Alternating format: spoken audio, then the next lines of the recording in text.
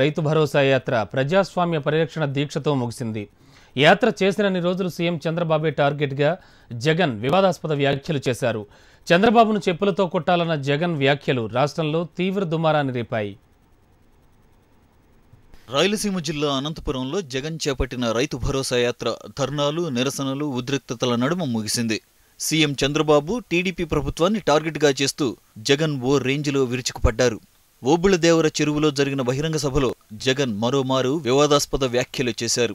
రాయలసీమలో తప్పు చేస్తే పల్లెల్లో చెప్పుతో కొడతారు, చెప్పులంటే టీడీపీ వాళ్లకు నచ్చటం లేదు, చీపుర్లు చూపించండని తీవ్ర వ్యాఖ్యలు చేశారు. చంద్రబాబు నాయుడు గారికి ఇష్టం లేదు కాబట్టి చెప్పులు వద్దు, చెప్పులతో పాటు ఈసారి చీపుర్లు కూడా చూపించే కార్యక్రమాలు. తరువాత అనంతపురం ప్రజాస్వామ్య పరిరక్షణ ధర్నాలో జగన్ పాల్గొన్నారు. ముఖ్యమంత్రి లక్ష్యంగా తీవ్ర విమర్శలు గుప్పించారు. చంద్రబాబు అబద్ధాలు చెప్పి అధికారంలోకొచ్చారని మండిపడ్డారు. రైతు రుణమాఫీ చేస్తామని చెప్పి అధికారంలోకొచ్చాక మోసం చేశారని మండిపడ్డారు. 2 ఏళ్ల టీడీపీ పాలనలో అనంతపురం జిల్లాలో సుమారు 80 మంది రైతులు, 14 మంది చేనేత కార్మికులు ఆత్మహత్య చేసుకున్నారని చెప్పారు.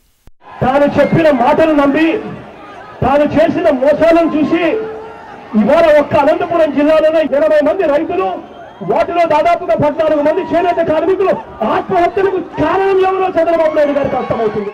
అనంతపురంలో వైసీపీ ధర్నాలోకి చొచ్చుకొచ్చేందుకు యత్నించిన టీడీపీ కార్యకర్తలను పోలీసులు అడ్డుకున్నారు. వైసీపీ శ్రేణులు టీడీపీ కార్యకర్తలపైకి దూసుకురావడంతో ఇరు వర్గాల మధ్య ఘర్షణ చోటు చేసుకుంది. ఒకరినొకరు కర్రలు, చెప్పులతో కొట్టుకున్నారు. పోలీసులు లాఠీచార్జ్ చేసి ఇరు వర్గాలను చెదరగొట్టారు.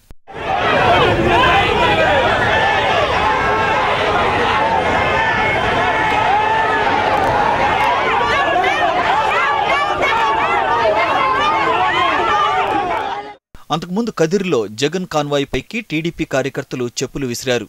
ఒడిశీలో టీడీపీ కార్యకర్తలు నిరసన తెలిపారు. టీడీపీ జెండాలతో వెళుతోన్న 2 వాహనాలు వైసీపీ శ్రేణులు ధ్వంసం చేశారు.